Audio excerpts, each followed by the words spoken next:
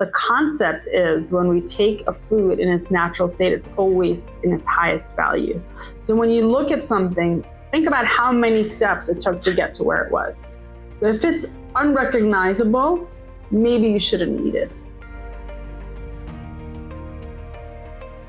Hello, everybody, and welcome back to the Good Gut Feeling podcast, where we digest modern medicine with old world wisdom. And yay, we're on video. This is our second episode on video, and I'm so excited to talk about something so important, and that is food. What's more important than food? It's the fuel that we put in our bodies. It's literally our gasoline or our electricity, depending on what kind of car you have. So it's everything. It's information. It's intelligence. It's not just calories in or out. It's really intelligence, information, energy, frequencies. It's so much. And there's so much to it. And we can speak about it for days and hours and years and months and forever. But today we're going to touch on some brief but very, very important topics about nutrition. So ironically, I'm a gastroenterologist, and you would think as a digestive disease expert, specialist, that we would learn a ton of nutrition. But guess what? We don't. We learn very little nutrition in our conventional training. And most of the nutrition that I learned after. I learned after I finished my training, because most of us are told in the medical model, in our medical training, that you could eat whatever you want, just take the pill. And many of you may have went to doctors and were told, yeah, doesn't matter what you're eating, just take the pill. And that makes sense only to doctors. That only makes, because it doesn't make any logical sense. Because if you put some junk into your car, if you put apple juice instead of gasoline into your car, it wouldn't run. But for some reason, we are told and we believe that we can eat whatever we want. So I'm going to talk about general topics, a few specific things. A diet is not a one size fits all. For sure, it's not a one size fits all. It is unique to every person. And not only is it unique to every person, but it's fluid, meaning today you feel amazing, your diet can be a little broader. Tomorrow, life's a little hectic, didn't get enough sleep, a little too much stress. It's time to take it down, time to clean it up, to make it more mild, more clean, maybe even less of it. So it's very important that we understand the concepts of what to eat, how much to eat, when to eat what, and we can apply that information to our daily lives. Because even though a doctor can help and guide you in this, or a dietitian or a nutritionist or a health coach, we're not with you every day. So it's important to know basic concepts. Number one, let's talk about the quality of food. In the United States, our quality of food for many different foods is not as high as it is in some countries in Western Europe, for example. So we do use quite a bit of pesticides in our food, and even organic is in USD organic by definition. It does not have to be 100% organic. It has to be somewhere around 90% organic. By definition, if something is USD organic, it is not genetically modified. So first and most important concept, we should be eating high quality food. It takes work to find those foods. Not every food that's labeled as healthy, or even if you buy it in a healthy grocery store, is not necessarily how healthy. We need to start looking at labels, and we need to start looking at ingredients. So when you go into the grocery store, you may already know the kind of foods you should eat and the kind of foods you should not eat.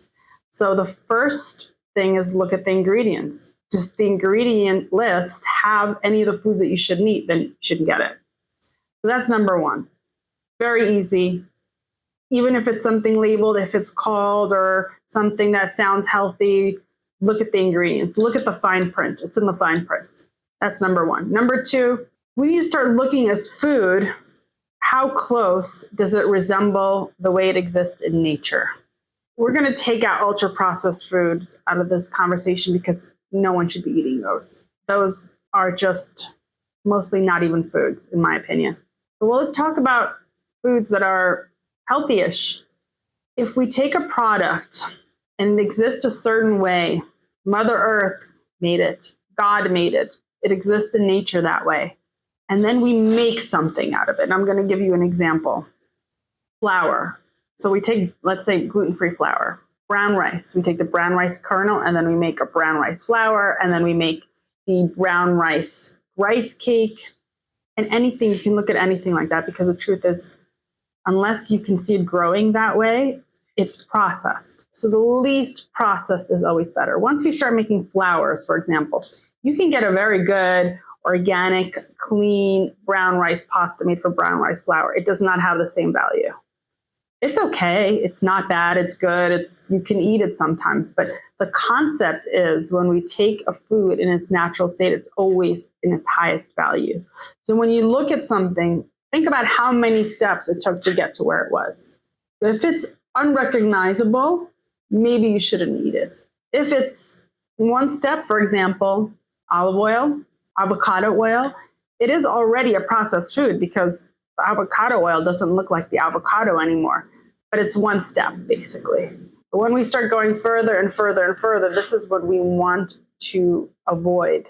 So the way that it exists as nature is best. As close as we can be to that is the best. High quality foods. Second thing, when are we eating? So intermittent fasting is a very broad topic, and there's so many aspects of it. But all of us can do a mild fast. We can do a 12-hour fast. We could do a 14-hour fast. So let's say we eat breakfast at 9, we finish dinner by 7. We've got a 14-hour fast under our belt. So the absolute hours that we eat within is a better way to eat, but it's not any hour, because not every hour equals every other hour. Every hour, we're a different person. In the traditional Chinese system model, we have something called meridians. Meridians are vessels of energy. And they have different times of the day where they have increased activity and decreased activity. So our body is different. We are also most functional. We work our best. Our body's optimized when we are in harmony with the world, when we are eating when the sun is out, and when we're sleeping when it's dark. Our body is connected to the world, and we process food best at those times. So it's better to eat within a short period of time, yes, but it's definitely much better to eat earlier in the day. So eating after, most definitely 3 hours before bedtime, but it depends on when your bedtime is. If your bedtime is at midnight, 9 o'clock, it's already too late. If you go to bed at 10 and you want to finish dinner by 7, ideally it's even earlier, but finish by 7 is within the range of healthy, in my opinion. So the time that you eat, how you eat. Do you eat slow or do you eat fast? Do you eat in front of the screen or do you eat in a calm place?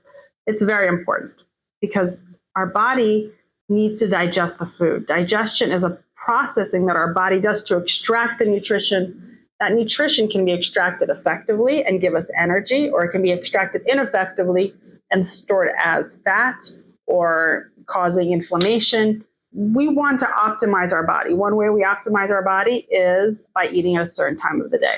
Another way is by eating slowly. So when we eat, our mouths start the digestive process. Our teeth start grinding the food, saliva starts breaking down the starches, and we have started the digestive process already in our mouths. So when the food already goes to the stomach, it's already partially digested, allowing the stomach to do additional processing. But the part of the work is already done, and a good amount of the work is already done. So the stomach needs to work less, and the stomach can work more effectively. But it gets deeper, because we can look at our body as like a car on a cold day. If you turn it on right away, it's going to start. But if you let it run a little bit, it's going to run better. The body, the ignition starts running when we put the food in our mouth. So the longer the food stays in our mouth, the better our body's warmed up. So take your time. We'll prepare the rest of the body by eating slowly. Eating mindfully is also very important. many of us in the busy world, in the working world, in the professional world, in the offices, we're like eating at our desk. We don't even remember what we're eating. We have one hand on the computer, one hand on the fork. We have people coming at us, asking us questions. Some of us are used to eating in front of the screen, in front of the TV, in front of the news, in front of all sorts of stuff that stimulates us. So most of the day when we're in production mode, we're in fight or flight mode. Fight or flight mode is a branch of the involuntary nervous system called the sympathetic system. The other branch is the parasympathetic, or the rest and digest system. Well, you can probably imagine you want to be in the rest and digest when you're eating. But most of the day when we are stimulated, we are in fight or flight. So we need to consciously get into rest and digest. And how do we do that? Taking a moment, being present with the food, taking a couple of deep breaths. We don't have to meditate for an hour before we eat, but we just have to be a little bit mindful. Don't talk about politics, the end of the world, disease.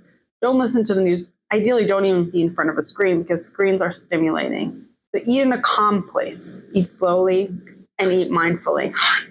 The big question is, what do we eat? And that is a huge topic, and it's different for everybody. It's very different for everybody. How much animal protein, how many vegetables, fruits, what kind of sugar is okay? Is any sugar okay? Alcohol, it's really variable person to person, but I will give concept. There's a range of foods from raw to well-cooked. Raw foods in general, we're talking mostly about plant-based foods, just fruits and vegetables. Raw foods have the most nutrition. Cooked foods are the easiest to digest. And there's many, many views on this. There's the raw food diet where everything's raw. There's the macrobiotic diet where everything's cooked. In traditional Chinese medicine, food is lightly cooked. So what's the answer? And I believe the answer depends on the person and where they are in their health. People who are optimized, who are doing well, can eat raw foods, usually with no problem.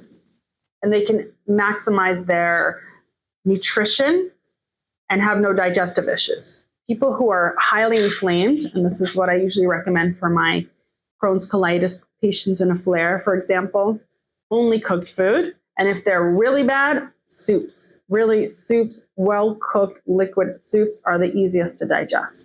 And there's a huge range. You can eat solid cooked food. You can eat some raw and some cooked. You can eat lightly cooked. It's a huge range. And the range really depends on where you're at in your health journey. So if you're doing great, raw is fine. Raw has the most nutritional value. If you are struggling right now, focus on cooked. If you're really struggling, and when my patients are really flaring, I put them on soups for a few days, for a week, not forever. And as they improve, we introduce more solid foods, and ultimately getting to a full diet, which could include raw and solid food. There's so much to talk about. This is an unbelievable, amazing, vast topic. And I hope to see all you guys next week. Stay healthy, stay gutsy, and stay tuned for the video version of the Good Gut Feeling podcast.